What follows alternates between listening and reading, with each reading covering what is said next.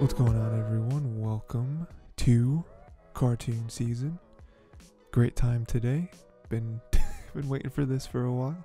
The issue here is, all right, we're coming in because this was a show. This was actually supposed to be the second episode I ever made. Okay, it's gonna be about Your Lie in April. Fantastic anime. All right, 10 out of 10. I'm already saying it here, top of the episode. 10 out of 10. Fantastic. Let me finish doing the intro first, because this is where we talk about anime, cartoons, whether they're movies or shows. Having a lot of fun doing that. You can go to the Tiger T YouTube channel to watch it or listen to it however you consume. Or if you're strictly audio, listen to it on your way to work. A bunch of different podcast platforms you can go to. Probably like a dozen, I think. This is on like a dozen different ones, so... but yeah, so let's just get that out of the way, because this was the episode. I should have recorded this way long ago, but we're finally getting to it. Your Lie in April, 10 out of 10. Just fantastic all the way through. And two big things we're going to touch on today. We're going to touch on the, my name's Tyler, by the way. I didn't say that either, because I'm just want to get into the episode. So, two things I want to touch on today. One thing, I'm coming in real hot with the mom, all right, because big point of this movie, and she's awful. She's the absolute worst. Bottom 10 anime moms, just terrible. All right, and I think they try to redeem her, and I don't think they succeed. I still think she sucks, but we'll talk about it. And then probably a much bigger portion, because I have a lot more notes apparently on this, is friend A. All right, we have Kaori. And I just basically that whole thing's gonna be going through their relationship, kind of more so from Kaori's perspective. I mean, we see it through Kosei's perspective, but I think Kaori's perspective is much more sad. And then we even see the end there with the little note,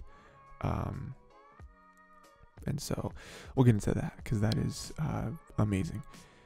But first, like I said, first thing is the mom, Saki, right? And so let's just go through it. Let's just go through it, you know?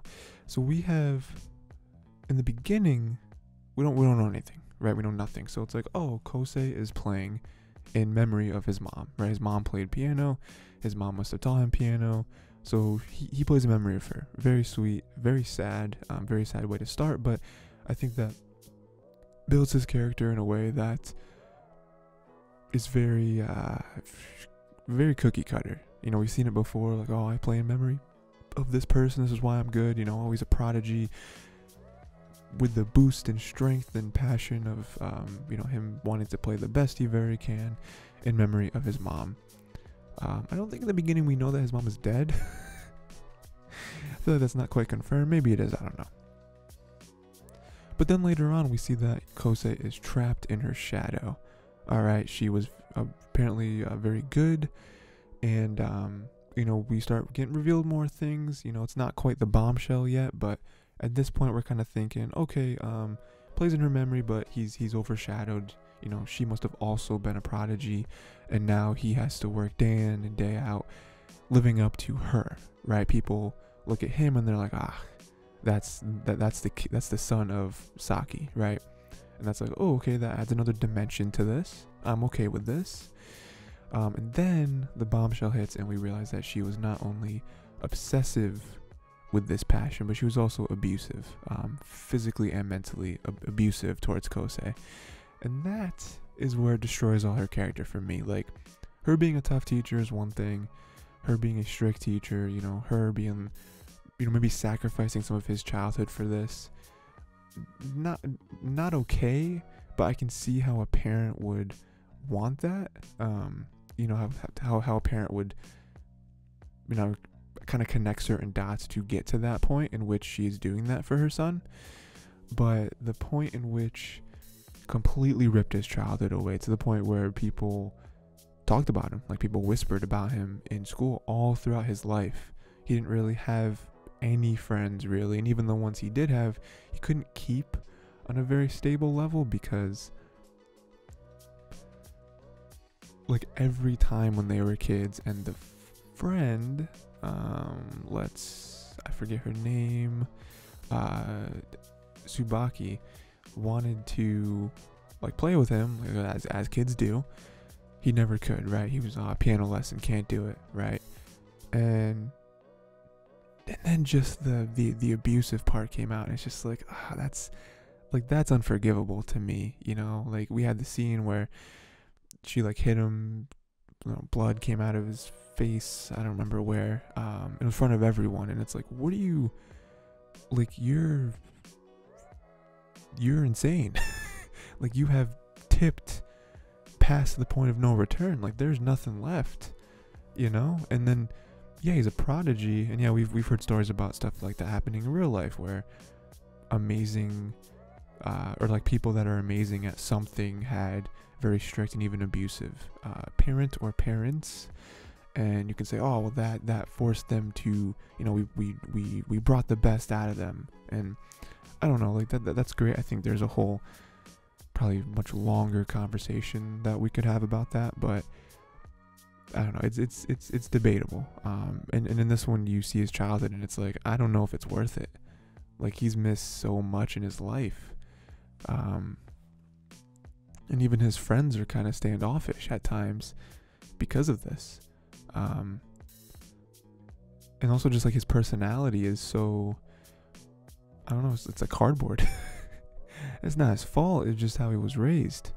And then also on top of that, the passion in which he was given by her was ruined after she died. Like, even in death, she is still being abusive towards him, because now he can't hear the notes. Whenever he plays piano, can't hear the notes. I feel like that's a very important it's a very important aspect of playing any instrument, is being able to hear what you're playing, and he can't. So now after all of that he had to sacrifice, it was for nothing. You know what I mean? Like, and then the worst part is, you know, so we're just gonna wrap up all my bullet points here. Last bullet point I have is that, oh, well, we get an extended version of that scene where she hit him in public, and she like broke down and she started crying, and I was like, oh, I just wanted what was best for my son, and you know, piano was the only thing I had to offer him, so I had to give it. So, you know, I had to give it to him, and I had to cram it into his brain, you know, because I knew I didn't have a lot of time on this earth, right? She was even like, she knew that she didn't have enough time to teach him the passion and the beauty in piano, so she just had to make sure that he would, like a mathematician, just accurately and almost coldly get every note right, because at the very least, if my son can do that, he can win tournaments and get money and not have to worry about finances when he's older. You know, so at the very least, I have succeeded as a parent in that, in which I have made it so my child doesn't have to worry about money. You know, I've given him something so he can stand on his own 2 feet when I'm gone, because I'm very sick and I am not going to be there. That's the moment that they try to redeem her. I don't think it works personally. I don't know if it was supposed to work. I have to see what other people thought about her in the end, but for me it was like, I get it, but I think there was other ways you could have gone about that. And I also think that if you want to make sure that your child is okay when you're gone, I think making it so he has a support system outside of you is also very important, because obviously she didn't raise him to have that. She didn't raise him to have friends and like other family members, which we see. Nao, that was her name, right? Yeah, which was, wait, am I getting this wrong? Who was Tsubaki? No, it was Hiroko. That was her name. Got it. Which was Saki's friend. And like, we meet her later on in the show, and it's like, oh yeah, she's cool with helping out, because she knew what was going on, and she, like, there was other people outside of yourself that you could have strengthened your son's bond with, to make sure that he's okay, but then also to give him like people skills and like feel warm around other people, you know? So I don't know, you know, and like the whole like ruining it for him after death, like haunting him, like that's not cool. Even though I don't think she was actually haunting him, I don't think that, you know, this anime got supernatural, but it still like left a scar in his mind, you know?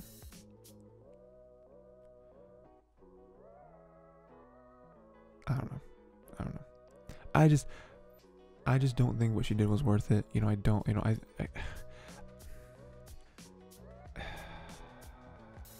I mean, no, it wasn't worth, cause like you can say that it worked out in the end. It didn't. It did, like we'll more closely talk about the ending to this show, with the other segment, but it's like, yeah, I guess him playing piano, it did make him meet a lot of people, because a lot of those people apparently like they saw him play when he was a kid. So I guess that was a good thing, and I guess in a way she did make it so he could meet friends. And I guess she did, you know, he did meet Kaori because of all this, but like there's so much like pain that she also caused because of this. Like everything comes with pros and cons, I guess, but that's, I don't know, I don't have a solution, but I feel like there was another way she could have given him this, but not gone all the way to obsessive and abusive. Like we could have met in the middle somewhere and still gotten everything we got, plus maybe more. So I don't know, I just wanted to speak about that, because when I was watching the show, as it was happening, I was like, they're trying to redeem her, and I refuse. I'm putting up a wall. This does not work. I'm not letting them be like, oh, she was the good guy. Nope, not happening. But yeah, so that's the mom. That's all I want to say about her, because I still think she's terrible. I think there's good things that happen because of it, but she's terrible. Then we have the big one, right? The big one. We're going to talk about Friend Day. We're going to talk about Kaori, Kosei, that whole intertwining of feelings and moments and all that, because it is beautiful. So we start off with this. Kaori likes Ryota, right? That is the start to, I think we see that in the first episode, right? And that is the jump off point for this entire show, really. A little bit later on, Kosei becomes her accompanist.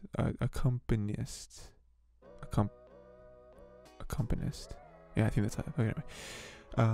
You know, is the one who plays piano while she plays violin. That's great, right? That's a nice little relationship there. You know, because she is very wild. She's very obtuse.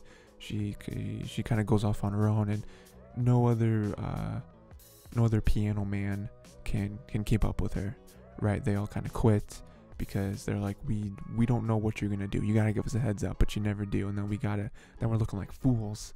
And then her music suffers, because now the thing that's supposed to be backing her up isn't there, and is actually doing damage to her performance. So right there, obviously Kosei's main character, we know a lot about him just from the minutes of the show going by, because you know he is who he is. But with her, we're now learning something about her. And then a little bit later on, Kaori helps Kosei actually like play. You know, she's the one that drives him to be like, no, you're gonna play. You know, you're not gonna do it just for work. Like you are, like, I'm gonna inject some passion into you because I've seen you play before. You know, we've all heard stories and stuff. Like, again, he is the prodigy. He is the, you know, gifted, right? He, what do they call him? Like machine, or like a robot or something. And this is a very powerful scene because they play together. They keep up, sort of with each other. Not really. You know, Kosei kind of falls behind and they stop playing, and then they start playing again, and it ruins their chances of moving on. But there's sparks there in terms of their chemistry. And then Kaori faints, right? And there's the issue, guys. If you guys have ever seen Erased. Not gonna spoil Erased. I'll probably cover Erased at some point. But there's something going on. Wait, is it Erased? Am I thinking of the wrong show? Wait. No. I'm thinking of the wrong show. Why did I say Erased? It has nothing to do with this. No, it's not Erased. Although Erased. Very good show. I'm thinking of I Want to Eat Your Pancreas. That's what I'm thinking of. That is a film, actually. So if you want to watch that, not as much of a commitment as a 12-episode show. If you ever seen I Want to Eat Your Pancreas, you'll know that movie very, very same to this show. And at this point, I started to get like flashbacks, right? To I Want to Eat Your Pancreas. That's all I'm gonna say. That's all I'm gonna say because I don't want to spoil the movie for you. That is a fantastic movie. It's at least a 9 out of 10, maybe a 10 out of 10. I'm sure I'll cover that at some point as well. But she faints on stage, and right there we're like, oh, something wrong with her? She's sick, or she just get too worked up, right? Maybe she didn't drink enough water or something, right? But it's okay. She's fine. She's fine. We move on a little more, and Kaori signs Kosei up for a piano competition against his will. She's already paid the fee, so now he's forced, right? And this is more of like, we're starting to get some layers peeled back here, right? We're starting to see what Kaori's motivations are, who she is as a character. She pushes, the ones she loves that are all surrounding her, she pushes them to do their best the same way that she pushes herself. And then we see how Kosei reacts to this, right? He immediately puts up a wall, says, I don't want to do this. But she's able to get through to him. She's able to break him down and him be like, okay, fine, I'll do it. I'll do it, right?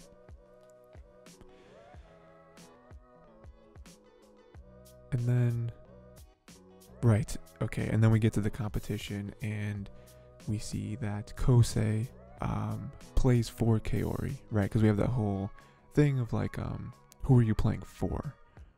You have to be playing for somebody. If you're just playing just to play, it's cool, but you're not going to have that extra impact with your music. It's going to sound like how his music has sounded all this time, where it's just perfect, right? It's just the notes are hitting exactly where they're supposed to hit as they were written, and it's technically perfect, but there's no feeling behind it. So this is how not only he gets feeling in his music, but through playing for someone, playing for Kaori, he gets out of the ocean, right? Where, like we mentioned before, he can't hear the notes. This is the first time we see that he's able to kind of break the surface of the ocean, and he can hear what he's playing. And he's amazing, obviously, because, technically perfect, but with the added like nudge of Kaori, he's here now. Like he's a competitor. He's not only like, all right, well, he's perfect, who cares? He's jotting all the boxes. He's now a real piano player. And also show, I don't remember exactly. I didn't finish the show yesterday, but I think this is the real first. I mean, we've seen hints here and there throughout the whole show up until this point, but this is the real moment where you're like, he's playing for her because he's playing for her. Like there's something special. Like someone has finally reached through to him, like no one else ever has, and it's something special. And then we have another amazing scene where they're in a field of fireflies. Very, very just visually beautiful scene. But Kosei finally admits to her openly that she was the inspiration for his last performance. And that obviously hits something with Kaori. Pride, I'm sure, but then also some feelings that she has for him as well. And again, up until this point, with me talking about the feelings that Kosei obviously has for Kaori, we can't really feel the same way, in terms of the opposite, right? With Kaori feeling something for Kosei, because again, we go back to the first thing I mentioned.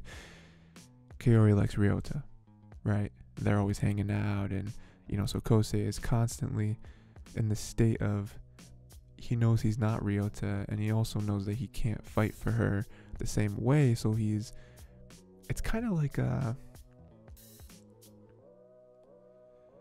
it almost gives me like Office vibes. If you guys have ever seen The Office, it is neither a cartoon or an anime, so I will not talk about it for very long, but it's that thing where Jim Jim can only do so much. You know, Jim can't just come out and confess to Pam because she's already with someone. Now in this anime, you know, Kaori is not with Ryota necessarily, but it's very similar because Jim just can't come out and say anything. So he just cherishes any moment that he has. He tries to make opportunities to be with Pam and just hang out with her. And so that's what this one does as well, where Kosei just creates opportunities, right? I think that's a lot of the reason why this works, is because he would have never played piano for other people, but he likes her, obviously, so he's like, okay, I'll do it, you know, it's fine, you know, I'll work through all these numbing emotions that have plagued me for my entire life, and I'll finally start to break them down for you. And then we get more sadness. This is really where the sadness starts to kick in, because we know that Kaori is sick. So Kosei has to perform alone up there, right? This was another one where they're supposed to perform together, but he goes out alone. He kind of chooses to go out alone. Even Kaori was like, oh, I expected you to just not go up there and just say, I'm not here, so I'm not going to play without her, you know? And I don't think that was like an arrogance thing. I think that was just like knowing who Kosei is, and, you know, we know that Kosei now plays for her, and he has trouble just playing in general still.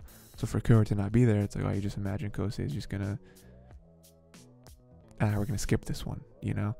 But he doesn't, and in doing so, still playing for her. We see the other competitors there, the other rivals and such, and he finally, I think this is the moment, you know, the other performance I spoke about, he was finally able to get out of the ocean. You know, the blurriness, not just visually but audibly, you know, that he was fighting through ever since his mom died. I think this performance is when he finally steps out of Saki's shadow. You know, when he looks over in the crowd and she's not there anymore. You know, she's not hovering over him. She's not haunting him the same way he has been since she died.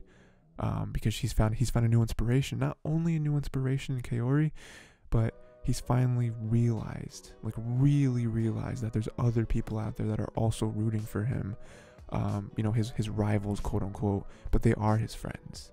You know, they do care about him. They do want him to succeed. Not only because he makes them better, but because they have this commonality in their playing and in their passion, and they also have their own little quirks as well that makes it so they can't play as well sometimes, just like Kosei does.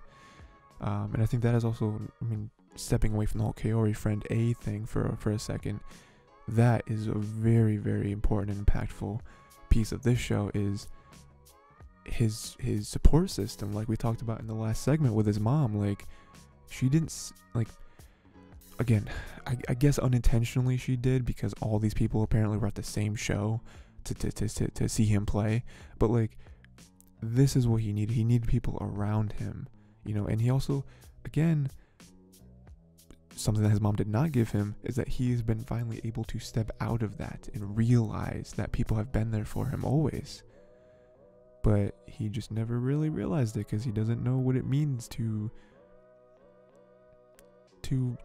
just anything to do with that. Like he doesn't know what it means to be there for someone else, not because he's a bad person, but because he's been secluded his whole life. And then he even has his friend Tsubaki, but like, that's a childhood friend, she's always there, sure, but he still doesn't act the way that you would want someone to act in those scenarios.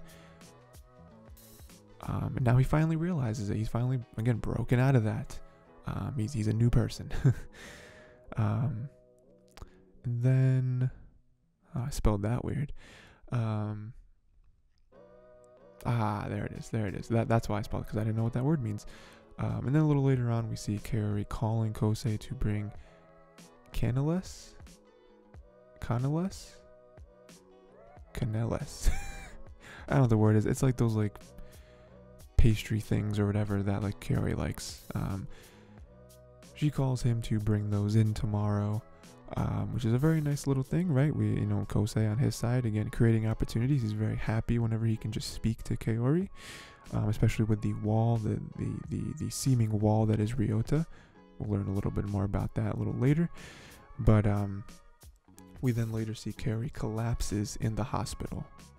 right? And this is just more, this is more of the dark, sad part to Kaori's story.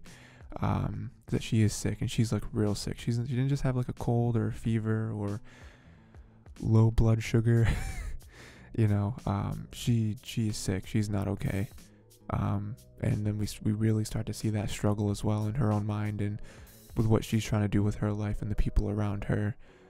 A little bit later, we see Kaori bringing Kosei on a shopping spree. They're both very happy about that. Again, Kosei loves every opportunity to be with her, and Kaori, I'm sure, is doing that to be with him, and also, in tandem with that, to be happy for this moment and not worry about the things that's going on in her life, the very big health risks that she endures every day, apparently. Kind of just forget about that for today and let me just be happy. Also on that same day, she tricks him into helping her find her backpack, which she never even went to school that day, which he remembers a little later on. And it was all a ploy for him to spend time with her, more time with her, as much time with her as he can. And she even later cries, because he spends time with her, which sounds kind of stupid, but it's because she's just so happy that someone would still put in the effort to be with her, especially with, I don't think Kosei knows the seriousness of all this, because I don't think she's let anyone know the seriousness of her situation, but she's just so happy that, he would put in the time to be with her, and even though she can view it as her being annoying, or, she lied to him about the backpack, and we went on a wild goose chase for a backpack that does not exist. But she's just so happy that he would still stick by her. And again, very, very emotional scene. But then on the flip side of that, we see Kaori later being upset because Kosei has stopped seeing her. Again, I don't remember if this is because Kosei learns a little bit more about her. Oh yeah, it definitely is, because we see flashbacks. Not flashbacks, but we see just flashes in his mind of the similarities, the comparisons between what he is seeing Kaori go through and what he had to go through with his mom, with her being sick and seeing her in there every day, and just the way that his mom would smile at him, and just the way that she would very carefully word certain things to him. He's seeing Kaori do the same things, and he just can't go through that again. Which again, a little selfish, right? A little selfish, but you totally get it, because you're like, I don't want to lose someone like that again, he's finally found someone that he likes on that level, that he cares about on that level, and now he knows that that person's gonna be ripped away from him the same way that his mom was. And with through that, she even proposes some good old double suicide. Awful. And I think the episode ends right there when what does she say? She says something like, I think she says do you want to kill yourself with me? And I think the episode just ends. which isn't funny, but it is kind of a funny way to end an episode, because it's like, what do you mean? They obviously go into it later on, and she kind of laughs it off. It's like, just kidding, not really, but that even further goes to his feelings in terms of not seeing her, because he's like, I can't see her like this, this isn't happening. Her proposing that, even joking, she's reaching a destination that I don't want to follow her on. I just don't, and again, it is selfish, but it's also I can't go through this again, and this is not the Kaori that I fell in love with. I guess it's not her fault. I mean, anyone in that kind of predicament would think certain things, even something like that, where she was half joking but half serious, and then a little bit later on, because we're still trudging through the whole Kosei is avoiding her. You know, we see that Ryota finally convinces Kosei to visit her again, because he hasn't done that in a while. And it's great. We're seeing some stuff. This is good. But then Kaori again says something to him that ruins it all. Last time it was, again, half joking to kill himself with her. But this time it is Kaori telling Kosei to forget her, because it'll be easier this way. If you just wipe me from your memory, you won't have to be sad. You know, after I'm gone, there won't be any sadness, because you won't even know who I am. I'll just be another person. People die every day. I'll just be another one of those. Obviously, that is a very selfish and unfair thing for her to ask, after all the memories that they have formed together. Clearly he loves her, and at this point I feel like we may see that she loves him too. I don't know.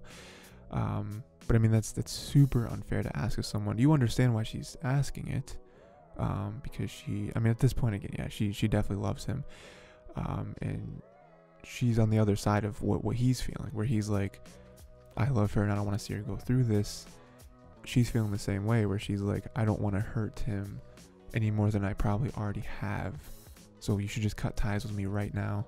You know, it'll be easy, like ripping off a band-aid, right? that's the same thing.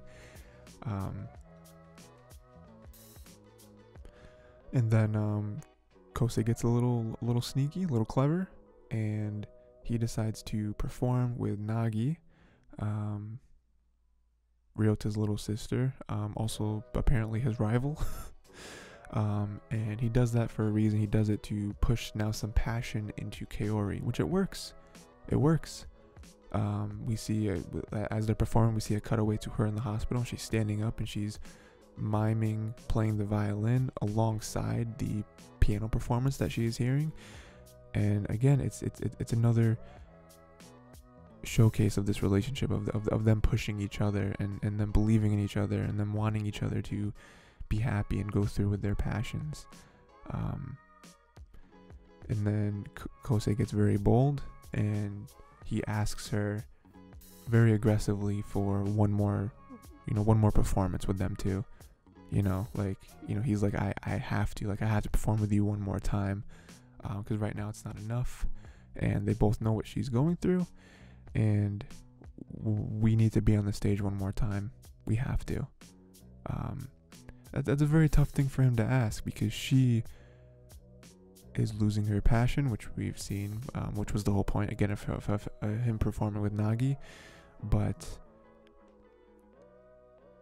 it is funny how this is kind of flip-flopped, and he even talks about this, like in his own mind, where he's like, I wasn't in this. You brought me back into playing piano, and now you're not gonna play, and now I'm stuck with this, like, without you. No, that's unfair. That is not fair. That is not how this goes. You are not allowed to pass your passion off to me, and now me be alone with it. So we're gonna perform again, and all of that builds up tenfold, and we even see that now Kaori decides to go through with the risky surgery, to try to fix herself, so that she can live on with him and keep playing violin and all that stuff, which she would have never done. I mean, at this point, she was just kind of, as we've seen with with how she has said certain things to Kosei, she's just okay with, like, I'm gonna die soon, and I'm just gonna die. Like, that's just what it's gonna be. But because of Kosei, she decides to do the surgery and try to actually continue living rather than just accepting the inevitable, I guess. Which again, it just every scene is like another I can't think of an analogy, just another reason why this relationship works,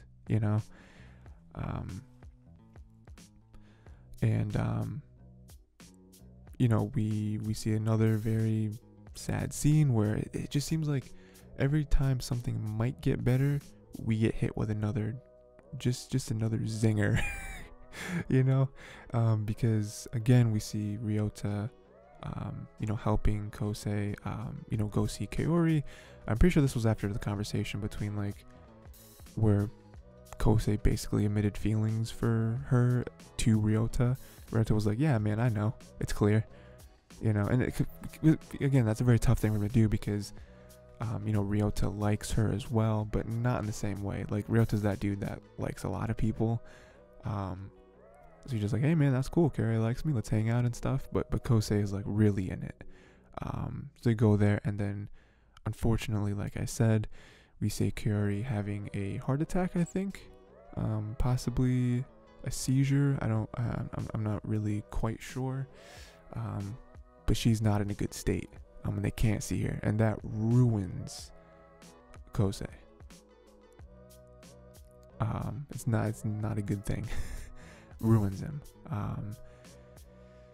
You know, and this is not. There have been a few times in the show so far where he's kind of fallen back into his sunken place, to where he was back then when his mom died, and this was definitely one of them. Fortunately, we do see now that Kaori is out of the ICU. You know, Kosei goes to visit her. Kosei even goes to like carry her up to the roof because I guess she wants to go on the roof. I forget why. But this is a very emotional scene because Kaori, you know, this is where she admits to him that she is going through with the surgery. It's your fault. It's your fault I'm going through with this. You you know, like, I don't think it's that she didn't have the will to live, because she did. I think she would have killed herself by now, but it's that she accepted what her fate was going to be, and you know, that's why she lives the way she lives, where she I mean, we'll get into this later because we have like a full confession with the note she gives, but that's why she lives the way she does, because she knows she's going to die at a certain point, much earlier than anticipated. But now she's broken out of that. She's like, no, I'm not, you know, I'm not okay with just being whisked away by by this illness. Like, I am going to do this. I'm going to do the surgery for the chance that I will be all better and I can live life with you, right?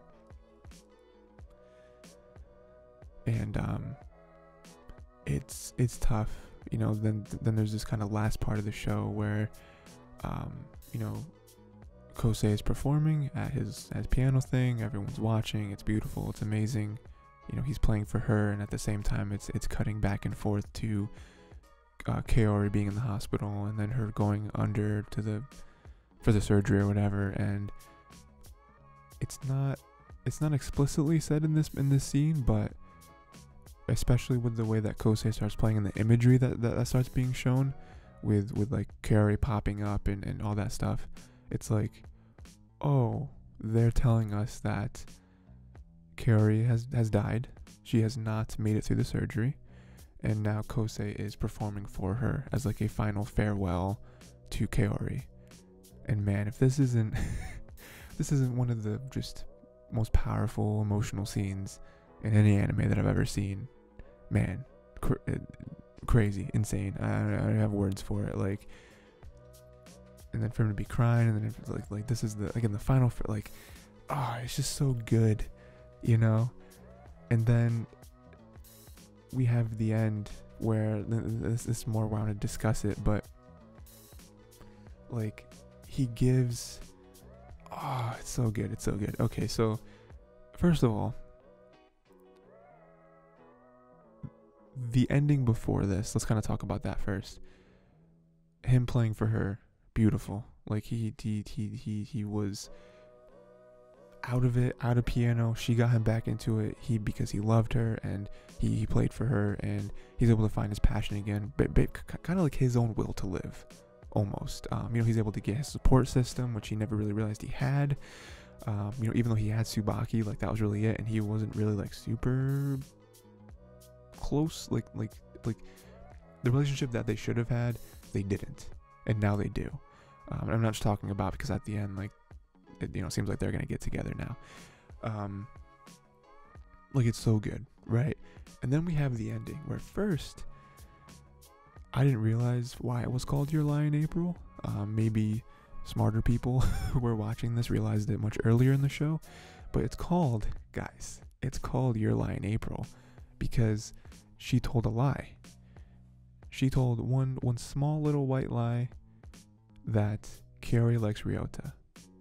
Not true. Not true. I mean, she thought he was fine. Like, Ryota's cool. You know, he's a good friend, I guess. But she doesn't like Ryota. She never did like Ryota. She liked Kosei. But, and so that was the lie that she told, and it was April, apparently. Your lie in April. Fantastic.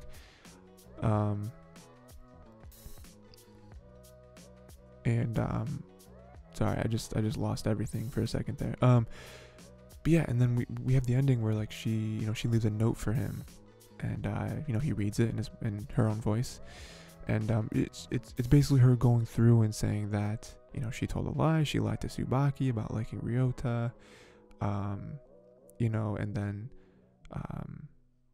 they went through this whole thing, and like they found passion with each other, and the whole reason why she acts the way she does is because she found out that she has this illness and she won't live for very long, and so she started to do everything she wanted to do, right? She's gonna eat all the sweets that she wants to eat. She's gonna perform like she wants to perform, because she has to live her life to the fullest because she doesn't have as much as other people do. And even with the relationship stuff, like she finally admits to Kosei that she loves him, and she talks about how she couldn't just go up to you and even your friends and say that because you guys were already you guys were friends, and like I don't want to impose on that. Like I'm nobody, right? I'm not you guys have known each other forever. And then even when she was talking to Tsubaki, she couldn't just come out and be like, hey, you wanna hook me up with your friend, because she knew that Tsubaki liked him as well. So that'd be kind of a jerk thing to do, and she realized that. Even through this whole thing, she kind of apologizes for her own existence to him, because she's like, she knows that Kosei fell in love with her, and now she knows that she's not there anymore. So she knows that he, she has caused him pain. But one of the best things about this note is that she asks him, do you think you'll remember me from time to time? And man, oh jeez. Oh man, I'm feeling it right now. He like that quote right there is just like, because we had earlier on where she asked him not to remember her, to forget her, because it would be easier. And now she's like, all I ask is that from time to time you'll think of me and you'll have fond memories. It's like, oh no, it's too good, dude. It's too good. And then she leaves him, along with the note, she leaves him a picture. She says it's her favorite picture she owns. And it was a picture of I forget exactly what it was, but it was like a picture of, I think it was a picture of Kosei and like one or two of the rivals, I think, that he was with, and then she was in the background. I don't remember if she was like looking at the camera, or if she was like running by or something like that, but it was basically a picture where Kaori and Kosei were in the same picture, but they weren't interacting with each other in any way, but that was the best picture, because like that was like the moment, right? That was the day. And it's just so good. Like the ending, you watch shows like this and you're like, how are they going to stick the landing?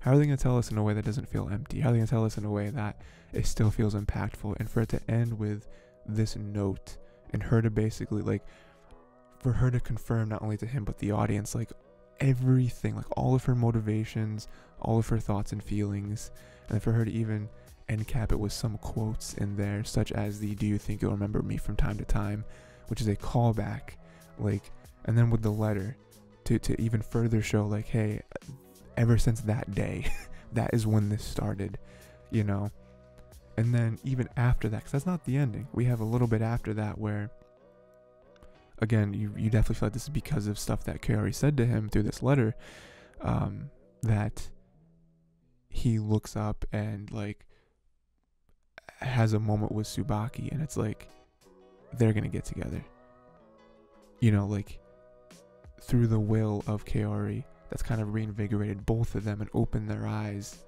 to the situation between them two, and that's gonna happen now because it should. It's just, oh, it's so good. Like, it's fantastic. Like, honestly, this is like I said, 10 out of 10. You know, like when for anyone out there, love lists, make lists a lot, and for anime and anime movies, I use a site called myanimelist.net, I think. And it's great because you can make an account, and this is not sponsored, but you can make an account, and you can basically make a list of all the anime that you are watching. You can keep track of which ones you're watching, keep track of which ones you have already watched, which ones you plan to watch, and then when you finish any particular show, or it's usually like a season of a show or a movie, you can like score it. You can give it a score out of 10. And then also each number has like a word associated with it. So like 10 is like masterpiece, like 9 is like great, and like 8 is very good or something, and like I think 1 is like appalling or something. I don't think I've ever scored something lower than a 6, maybe a 5. But anyway, I'm not usually big on numbers, but this is 10 out of 10. Like this is one of the, I've probably given at this point maybe like 10 to 15 shows / movies a 10 out of 10 out of all the ones I've ever watched, and this is like, this hit every feel that you have. You know, there are different relationships, different dynamics, the way they set up certain stuff, the way they called back to certain things, and they called back to important things. You know, the kind of mystery surrounding a few different things, and like the reveal of that was impactful. And then even like you at the end being like, I can kind of infer what is going to happen from here on out. Like, it's just perfect. You know, like there's nothing the show could have done better. But yeah, that's the show. Please let me know what you thought of this, especially this show. Let me know what you thought of this, because this is, in my opinion, a 10 out of 10. Let me know your favorite moments, the ones that hit you the hardest. And then also let me know what other shows. Of course, I do other anime, other shows, other movies, and then I also do cartoons as well, shows and movies. So let me know if there's anything in particular you want to see, me discuss. This is one of the shows where you're like, okay, I gotta watch something happy. You know, I gotta throw on like, I don't know, I gotta watch like SpongeBob or something, just because I don't need no sadness in my life for at least a few more days.